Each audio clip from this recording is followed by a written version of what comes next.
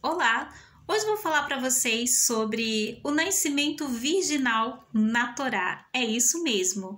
Bom, a gente vai rebater mais uma argumentação antimissionária que a gente vê por aí nas redes sociais, alegando que não há essa ideia no judaísmo de que o Mashiach ele nasceria de uma virgem. Bom, em Gênesis, no capítulo 1, lá em Bereshit, do verso 11, 12, 21 e 24, o Criador ele exige que todos os seres vivos se reproduzam segundo a sua espécie. Então, essa é a lei da criação.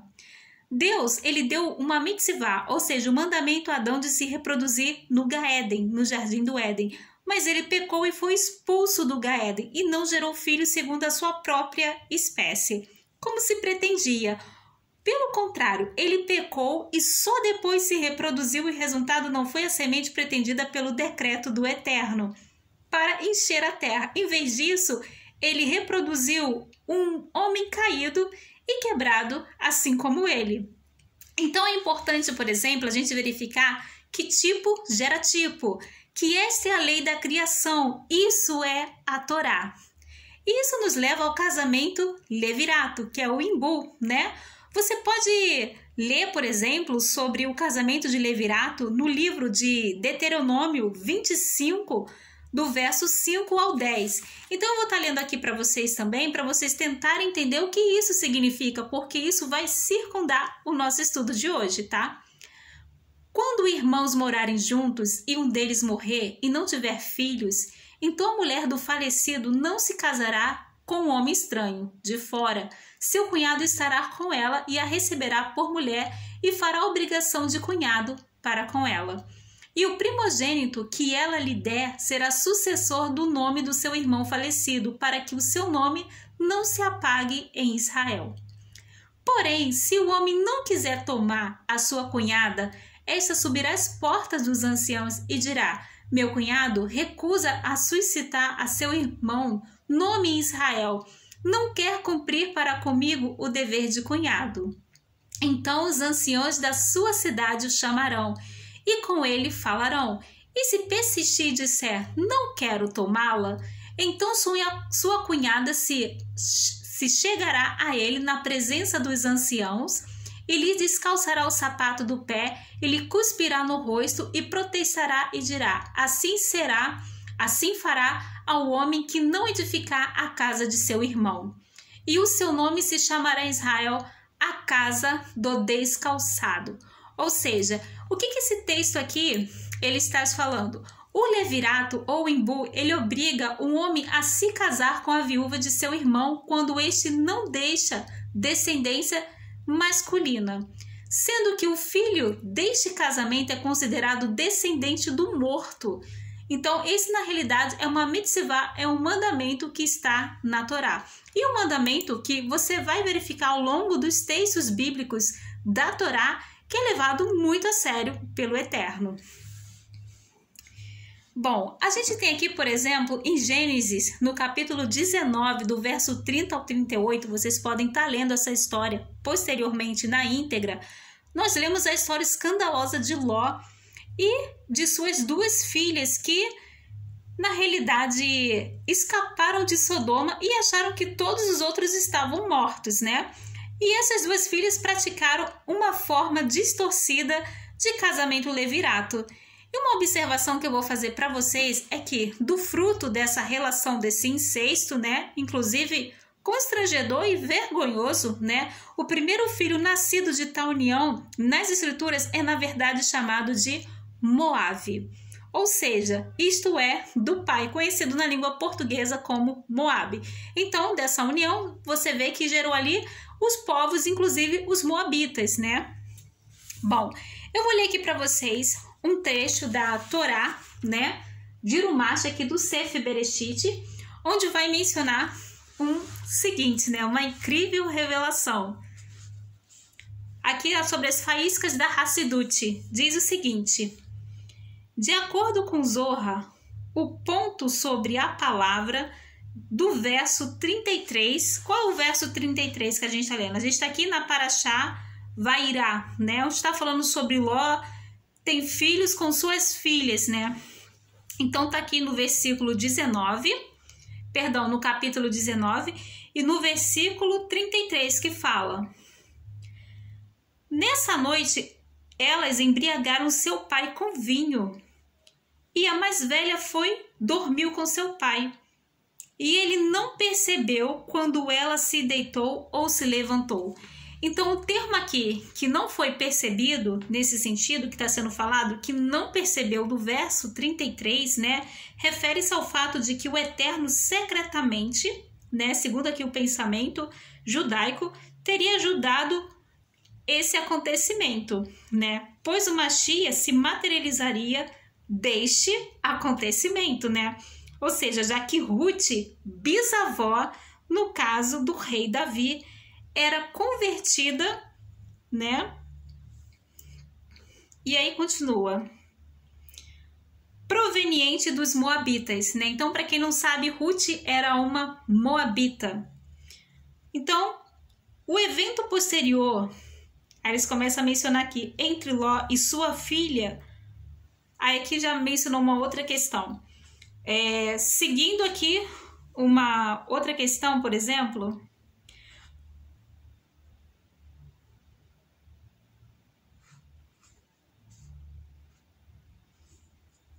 quando o versículo aqui declara, por exemplo, que ele não percebeu, isso significa que ele não sabia que o Mashiach estava destinado a vir desta união.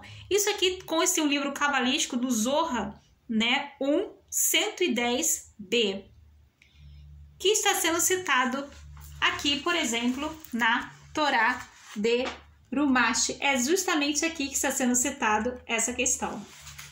Bom, então, dessa união aí escandalosa, né, a gente tem, por exemplo, aí o Mashiach, né, vindo, né, fazendo parte da descendência do Mashiach. E muito interessante o contexto aqui da Torá. E a gente vai continuar. O que significa aqui, né, que ali, né, o primogênito ali sendo gerado, né, seria do pai. E a gente tem também aqui no caso Gênesis, né, 38, capítulo 38, do verso 1 ao 30, a gente tem mais um levirato que está relacionado à descendência do Mashiach, que é o casamento ali o caso ali, vamos assim dizer, na verdade, o casamento levirato, ele é mencionado novamente aqui no caso de Tamar e Judá. E o que tem a ver aqui, por exemplo, o caso de Tamar, né? O filho de Judá, ele se casa com uma mulher, que seria Tamar, e morre antes de lhe dar um filho. Ela então recebe o filho de Judá, Onã, né, para que ele lhe dê um filho para seu irmão mais velho falecido. Mas ele também morre pelas mãos dos céus por causa desse egoísmo. Ou seja, na realidade, você tem aqui, por exemplo, Onã brincando, né, que ia dar no Então não estava levando essa questão muito a sério e não deu um filho legítimo para ela, para honrar o irmão falecido, e nesse caso ele foi morto, né, por justiça, vamos assim dizer, divina. Então, nesse caso, Tamar, então, ela desejava ter o terceiro filho de Judá para a tarefa de ter um filho, mas Judá, por medo de perder o terceiro filho, ele simplesmente se recusou. Então ela resolve, por exemplo, o problema com as próprias mãos. Ela engana Judá, vestindo-se como uma prostituta, e acaba engravidando dos próprios filhos de Judá, de gêmeos ali. Então, nisso, ela preserva a linhagem primogênita de Judá, porque nenhuma semente teria vindo do primogênito. Então, não houve semente que veio do primogênito. Então, ela preservou. Então, ela foi ao pai, como as filhas de Ló foram ao pai. Ela também foi diretamente ao pai, para Judá, para manter o primogênito, então segundo a sua linhagem. Então, a gente também vai entrar, por exemplo, aqui no livro de Ruth, onde a gente vai falar sobre Boaz e Ruth, né? Mais um exemplo na palavra de um casamento levirato. E eu vou mencionar essa questão aqui para vocês com muita precisão. Isso irá nos levar ao livro de Ruth, né? E o livro de Ruth é inteiramente centrado no conceito de imbu, de casamento levirato, ou seja, ordenado inclusive na Torá. O marido de Ruth morre, e embora ela tenha nascido gentia de acordo com o judaísmo, né? Ruth, ela permanece com sua sogra judia e busca o cumprimento da Torá na pessoa de Boaz. Boaz aceita o dever do levirato e a leva como esposa. Ela acaba concebendo e dando à luz a Obed, né? O avô do rei Davi. Um detalhe interessante aqui é que a criança nascida dessa maneira, vamos assim dizer, né, de acordo com a Torá, ela deve ser criada como filha do marido falecido. E ainda assim, em uma surpreendente reviravolta nos acontecimentos, Ruth, principalmente listado lá no capítulo 4, no versículo 21, lista Boaz como o pai desse novo filho. Esse é um detalhe importante por si só, que vai fazer sentido daqui para frente. Então, por isso, ele precisa ser mencionado aqui nessa questão. E o que é interessante a esse respeito, né, que a gente vai mencionar aqui, por exemplo, é que nesses detalhes aqui dessas histórias, né, Tamar foi mal vista por Judá por ter sido promíscua e ter um filho fora do casamento, até que uma hora, na realidade, Judá reconheceu que na realidade ele estava errado e que ela foi justa. E a gente tem aqui também, por exemplo, Ruth, que foi inicialmente vista sobre uma luz negativa por Israel, uma vez que ela era uma moabita nesse caso, e não uma israelita nativa. E a gente tem aqui, por exemplo, o seguinte detalhe.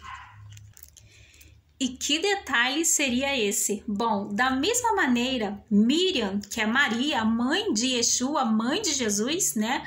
Ela é vista por Judá, vamos assim dizer, pela casa de Israel, vamos assim dizer, nesse sentido, a casa de Judá, né? Judaísmo, da mesma forma como culpada de ter um filho fora do casamento, ou seja, dos padrões proféticos. Na realidade, é que eles estão entrando perfeitamente no seu lugar.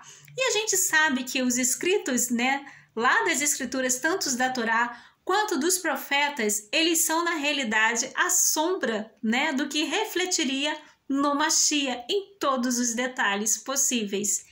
Então, essa conotação ela é muito interessante.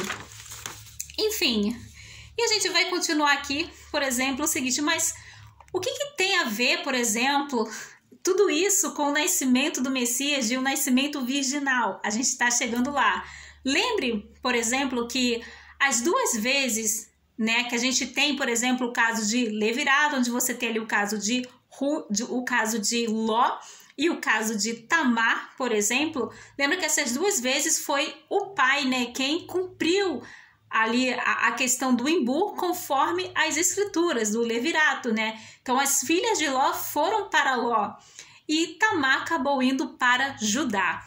Bom, e o que a gente sabe a respeito dessa questão? Que Adão espiritualmente morreu antes de poder cumprir, morreu entre aspas, né, espiritualmente, vamos assim dizer, antes de poder cumprir o primeiro mandamento a ele para se reproduzir.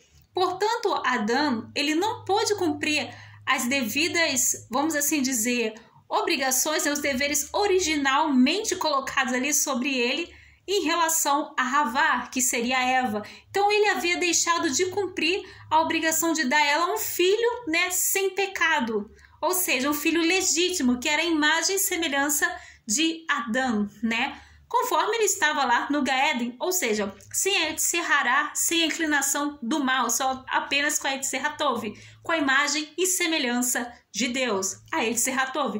Porém, após o pecado, entrou dentro do homem a Yetzer Hará, a inclinação do mal.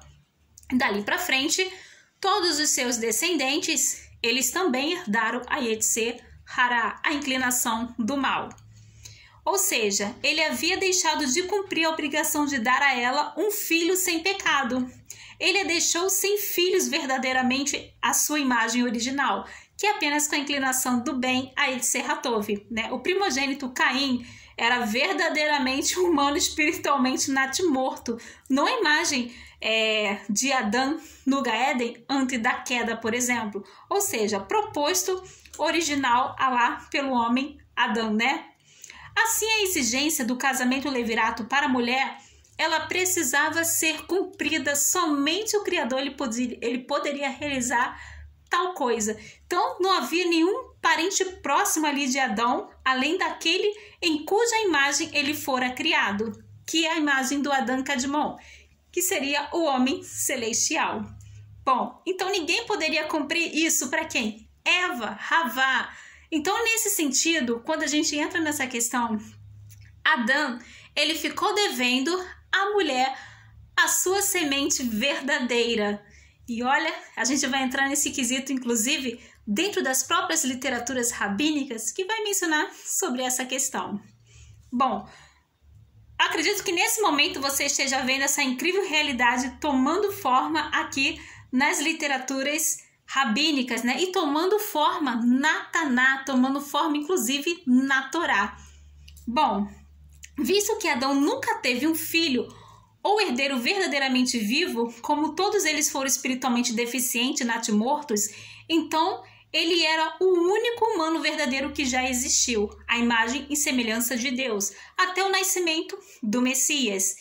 E pela compreensão desses fatores, né, nesse sentido que, no sentido de não ter a Yetzirará, a inclinação do mal, né, esses intrínsecos títulos, por exemplo, inclusive do Messias, todos finalmente eles farão sentido completo quando colocados em um contexto apropriado. Quais os títulos que, para quem já leu a Brit Hadashah, o Novo Testamento, sabe que o Mashiach ele recebe tais títulos como ele é primogênito, ele é o unigênito, ele é o herdeiro de todas as coisas, ele é o segundo homem, ou também chamado ali de último Adão. Então aqui a gente tem, por exemplo, que Yeshua, através de um nascimento virginal, né, ou seja, pelo ato do casamento de levirato, com o santo agindo, ou seja, com o eterno agindo, nesse caso, como substituto para Adão. Por quê? O eterno realizou este casamento de levirato para Adão, né? E, nesse caso aqui, Yeshua é justamente concebido todas essas honras. Mas, Roberta, isso tem base na literatura rabínica? Sim, e a gente vai verificar isso.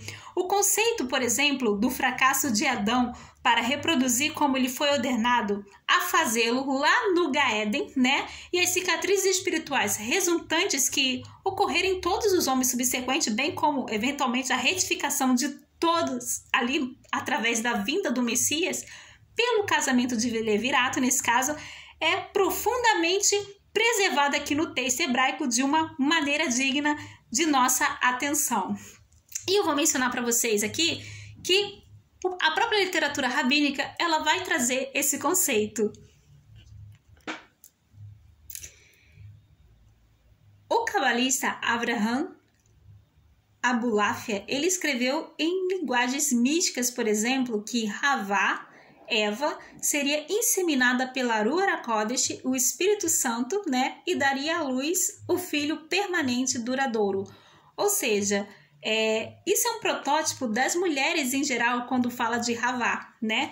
E esse filho permanente e duradouro é uma alusão, ainda que implícita, a uma Shia, tá? Então, nesse sentido, deduz-se, por exemplo, que ela seria, na realidade, ela conceberia a um filho através da Ruach HaKodesh, né?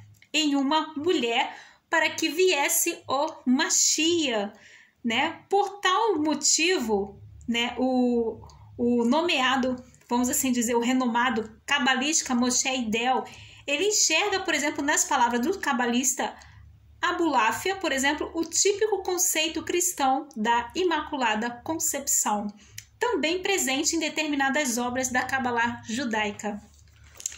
Ou seja, a gente deve olhar isso da seguinte maneira, né? Porque no século XV aflorou a Cabalá, né? Aqui, por exemplo, e o Sefer Hameshiv, por exemplo, que foi um dos livros mais anticristãos da Idade Média. Então, esse texto ele ataca asperamente, inclusive, o cristianismo, né? Prescrevendo que Yeshua foi um bastardo, desviou-se do seu mestre e se tornou-se um ser em trevas e que arrastou uma multidão a adorar Baal, a Asherá. E e que pese, por exemplo, a aversão ao livro, por exemplo, aqui, inclusive da Brit Hadashah, por exemplo, que vai atacar aqui a pessoa de Yeshua. O Sefer HaMeshiv, por exemplo, ele fala claramente acerca do nascimento virginal do Mashiach esperado pelos judeus. Então, como é que tem os missionários que chegam para você e dizem que isso não é o conceito judaico? Gente, aprende uma coisa. Todo o Novo Testamento é um conceito judaico, senão não estaria ali na Brit Hadashah. Isso é tão simples, né? Então você tem vários, na realidade, historiadores judeus ortodoxos do Novo Testamento, como David Flusser, Pinhas Lapid, foi diplomata em Israel, passou um pente fino no Novo Testamento. Ele menciona que todo conceito inserido ali é judaico. David H. Stem, Joseph Shulman, Dr. Michael Brau, o professor Israel Knol da Universidade Hebraica de Jerusalém também, né? Como David Flusser foi também. E, enfim, eu vou esquecer o nome de algum, Daniel Boyarin, né? E por aí vai. Todos eles, né? Dr. Yuval Lapid também, todos eles unanimemente vão pegar a descrição da Brit Hadashah e vão dizer que ela é um conceito inteiramente judaico. Mas os antimissionários sempre tentam desconstruir, mas a gente constrói novamente. Bom, aqui vai dizer assim o seguinte, né? O segredo da virgem que nenhum homem a conhecerá, conforme Juízes 21, 12. Esta é a real virgem feita de fogo e ela está sexualmente receptiva, literalmente como vaso receptor. E a semelhança, por exemplo, ela foi criada ali para Israel, como a esposa, como a virgem. E no fim da redenção, o segredo do Mashiach virá de Israel. Mas onde está saindo esse segredo? Vou mostrar para vocês. Até o tempo, ela permanecerá virgem. E então, Aru Aracodes, o Espírito Divino, entrará em sua boca e um espírito de fogo consumidor virá até a sua abertura e emergirá a partir do santuário e residirá trancado. Por que ele está mencionando isso? Isso tem a ver com o texto do Barri. E no seu tempo, quando o Espírito emergir, tomará a forma de fogo, né? E este é o segredo da constelação da Virgem. Ou seja, portanto, essa é a constelação de Israel. Este é o sentido místico do verso que diz: levante-te, Virgem de Israel, conforme Amós 5:2. E essa estrela, por exemplo, que eles até vão mencionar lá de Yarkov, ela entra aqui. Então, esse é o segredo da interpretação do verso. A virgem que nenhum homem a conheceu. Ou seja, que o Eterno, ele vem a ungir aquele que virá. Ou seja, essa versão aqui cabalística, ela está defendendo o nascimento virginal do Mashiach. Aqui no Sefirot Tiferet de Yosod, por exemplo, menciona, por exemplo, inclusive até em outras obras, vai mencionar sobre essa questão. E continua o Sefer HaMeshiv revelando, por exemplo, o caso da seguinte forma. O verso diz por que o jovem se casa com a virgem, né? Conforme Isaías 62:5, este é o segredo da restauração da Shekhinah, da presença divina. Aos seus antigos, ali, por exemplo, estado e a primeira força do poder. Este é o segredo descrito.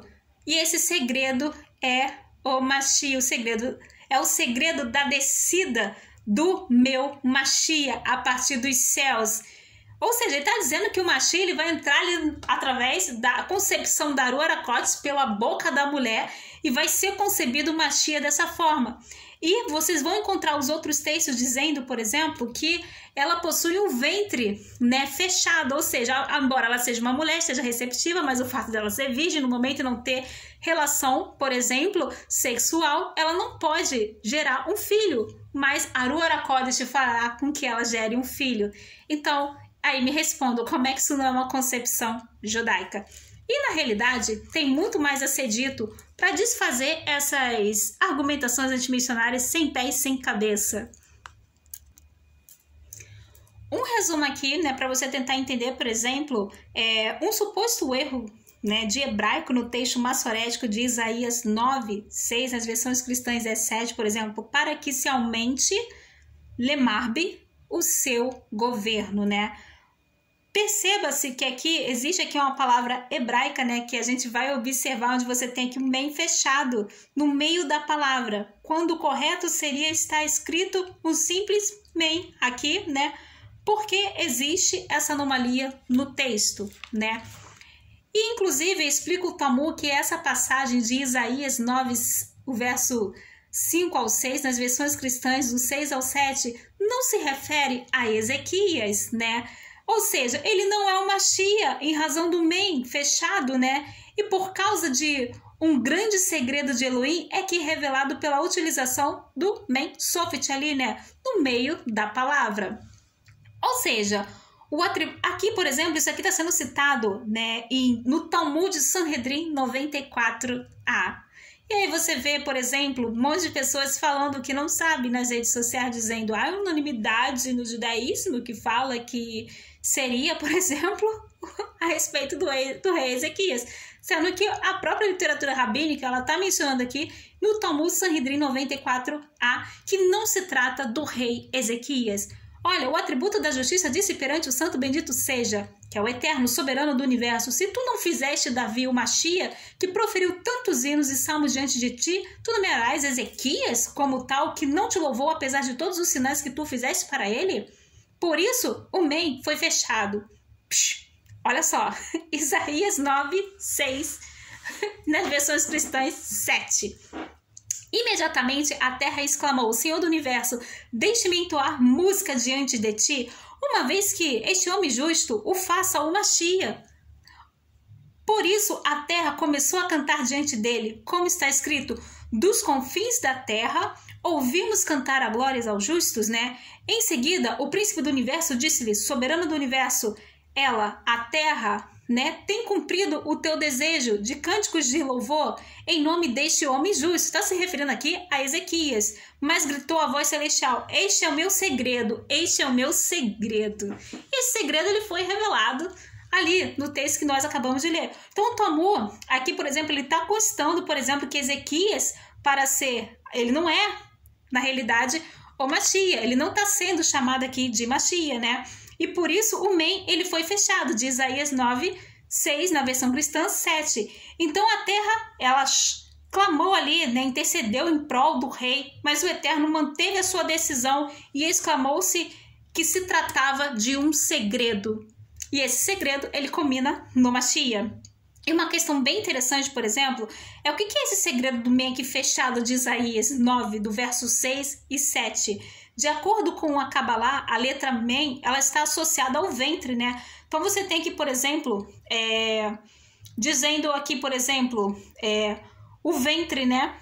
Aqui, o ventre é criado da água. Aí eles colocam ali o termo men, que vai simbolizar essa questão. Porque ali você tem três mães, Aleph, men e Shin, que simboliza o ventre. Enfim, e o Barri, por exemplo, ele também vai trazer essa questão à tona. O livro da Kabbalah, por exemplo, inclusive ele ensina que não só o men simboliza o ventre, mas que o men aberto representa um ventre aberto e que o men fechado, ele representa, por exemplo, um ventre fechado. Então eles acabam chegando à conclusão de que o ventre aberto seria um ventre feminino, né? E o ventre fechado seria um ventre masculino.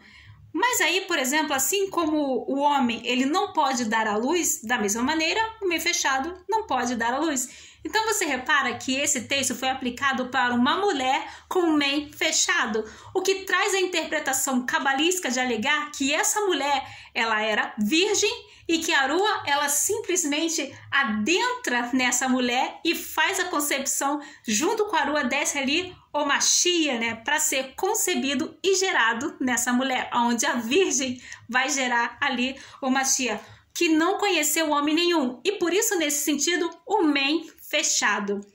Pois é, isso aqui, por exemplo, está citado aqui no texto, né? E vocês podem conferir nas literaturas rabínicas, né? Então, se ninguém fala, se ninguém mostra, não tem importância, a gente simplesmente mostra. O David Flussi, por exemplo, que inclusive é um judeu ortodoxo, historiador da Universidade Hebraica de Jerusalém, né? Quando ele visitou a Finlândia em 1984, né? ocasião em que foi inquirido, por exemplo, sobre essas questões, né, difíceis de comentar a respeito da Brit Hadashah, né, à luz das doutrinas judaicas, perguntaram para ele se essas ideias de nascimento virginal, se a ideia, inclusive, da ressurreição de Yeshua eram compatíveis com o judaísmo antigo. E ele respondeu, né, da seguinte maneira: nada disso vai contra o judaísmo. E hoje você vê antimissionários tentando te passar informação errada, mas a gente passa aqui a informação certa com base na literatura rabínica. E vamos continuar sobre essa questão. Bom, o texto aqui, ele vai dizer o seguinte, né? Uma argumentação que talvez você já esteja muito acostumado a observar é que a palavra, né, betulta, virgem, né, que você vai encontrar, por exemplo, aqui em Mateus, do verso 1, 23, por exemplo, ela concorda com a Taná Peshita, então ela está no aramaico, né? E significa virgem, betulta, tá? E que, na realidade, ela entra em harmonia com a Septuaginta, né? Que a maioria das traduções das Bíblias cristãs vem da Septuaginta.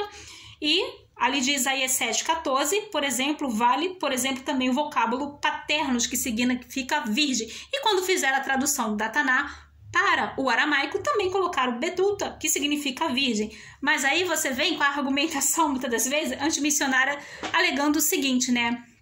Que o Taná, por exemplo, né, em hebraico, lá de Yeshayahu, né, de Isaías 7,14, ele usa a palavra alma, que significa uma jovem moça, donzela. Eles vão alegar que não significa virgem.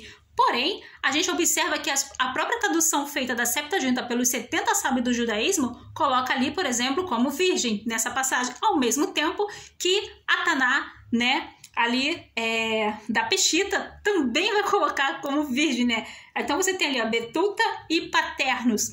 Então como é que a gente resolve sobre essa questão aqui, por exemplo, no hebraico, né?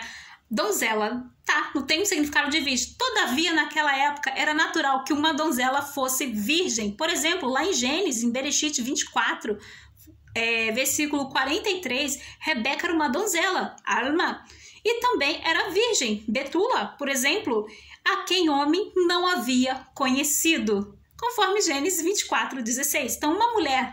Aí, quando a gente entra nessa questão, uma mulher dá luz é um fato natural e não um sinal. Ou seja, a palavra hebraica aqui, oti, né, significa marca, sinal. E é também usada pela Torá no sentido de milagre. Então tem vários versos que vai abordar sobre essa questão. E daqui para frente, por exemplo, você viu que todo o sentido desse texto aqui cai dentro de diversas interpretações judaicas, tanto o Talmud quanto a Cabala vai mencionar que a Virgem conceberá o Mashiach de Israel. Então, para finalizar essa questão, né, a gente vai verificar aqui em Bereshit 2, 4, ou seja, Gênesis 2, o verso 4, nos apresenta a palavra Toledot. E o que isso significa? O nascimento, gerações, genealogia, histórias, enfim. Então, a primeira vez que o termo ele é usado na palavra, ou seja, escrito aqui sobre a natureza da criação, nenhum pecado aqui, por exemplo, ou rebelião aconteceu.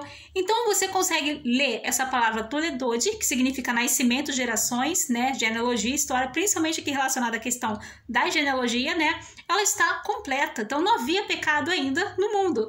Já em Gênesis 5, no versículo 1, a segunda aparição da palavra Toledot, no entanto, algo mudou com a forma com que ela está escrita, ou seja, falta uma letra. E como é que falta uma letra? Está faltando, por exemplo, do termo gerações de Adão, vamos assim dizer, então há algo errado, o pecado entrou. Os nascimentos não são mais puros. O homem foi banido do Gaéden e só depois teve relações com a esposa, o que produziu crianças que possuíam o erro intrínseco que fluía nas veias do pai. Continuou, por exemplo, a ser escrito de forma defeituosa por toda a escritura, né? Alcançando a sua grafia mais defeituosa e deteriorada, vamos assim dizer, em Gênesis 25, do verso 17, que fala das gerações de Ismael, né? Então, essa grafia em particular, ela é tão defeituosa, né, que quanto a escrita, por exemplo, de todo o resto do Taná.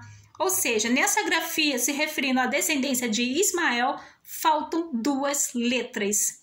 Bom, a ortografia, por exemplo, defeituosa, é usada em todas as suas aparições na palavra e ela só é soletrada, mais uma vez, corretamente e completamente, vamos assim dizer, de forma correta, lá no livro de Ruth, principalmente aqui no capítulo 4, no verso 18, na escritura hebraica, tá?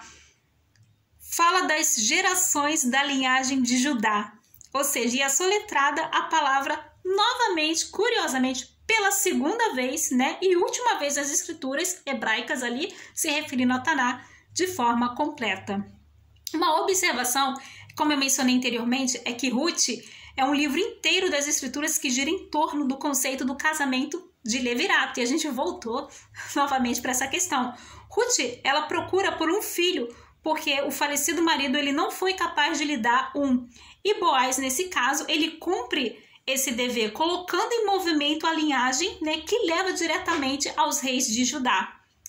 A palavra corretamente grafada, por exemplo, ela aparece na linhagem, ela não começa com o próprio Judá, né? Porque ali de Judá sairia, por exemplo, o Machia, né? Então você tem ali o filho primogênito de Tamar, Judá, que foi ali produzido, né, por essa união através do casamento de levirato. E tudo isso nos aponta para o elo de ir ao pai.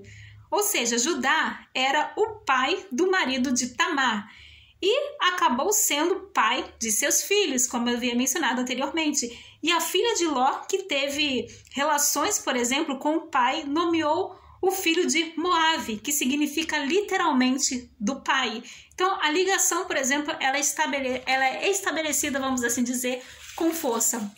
Ou seja, nesse caso, você tem a ação do Pai Celestial, ele iria até a mulher através da Ruach HaKodesh, né? Como mesmo até essas próprias literaturas rabínicas, que foi injustiçada e que não receberam uma criança de Adão, por exemplo, que estivesse realmente viva, vamos assim dizer, ou seja, conforme a imagem e semelhança de Deus. E ao fazê-lo, o resultado seria o Salvador. Finalmente, essa discussão de Toletode, por exemplo, ela pode ser, na realidade, vamos assim dizer, terminada vendo que Yeshua ele se encaixa nesse termo como Machia de Israel de maneira correta, olhando para, inclusive, no texto aramaico, né, da Peshita lá de Mateus, do capítulo 1, do verso 1, que diz: livro das gerações de Yeshua HaMashiach, filho de Davi, filho de Abraão. Por que a gente para olhar para o aramaico nessa questão e não para o grego? Porque o aramaico ele é muito parecido com o hebraico. Então, nesse sentido, e também porque a gente sabe, né, que enquanto o evangelho em si, de forma verbal, vamos assim dizer, ele possivelmente foi expresso hebraico e aramaico, né? Então, dilitude, por exemplo, é a palavra aramaica para o hebraico toletode. Então, embora pronunciada de forma um pouco diferente do que a versão hebraica, essas duas palavras elas são verdadeiramente o mesmo termo semântico, né? Então, alterando apenas devido a algumas nuances de ortografia, né? Pronúncia, gramática, né? Que se desenvolveram entre os dois idiomas. O aramaico é soletrado completamente aqui na Peshita, né? Ou seja, simbolizando, por exemplo, aqui na Nova Aliança, na Brit Hadashah, no Novo Testamento, a todos que a restauração começou e que o puro filho, né, ordenado ali de Adão, já nasceu e é feito através dos ensinamentos da Torá. Mandamento através do casamento de levirato, através do imbu. Então, o Messias ele só poderia, nesse caso, nascer de uma virgem para ser o tzadik, não um tzadik. Ou seja, eu espero que vocês tenham gostado desse estudo, né? E para desfazer sobre essa concepção aí que a gente vê nas redes sociais de que o conceito virginal não seria judaico, quando na realidade é. Então, se vocês gostou, vocês podem dar um like aí, vocês podem comentar e obrigada!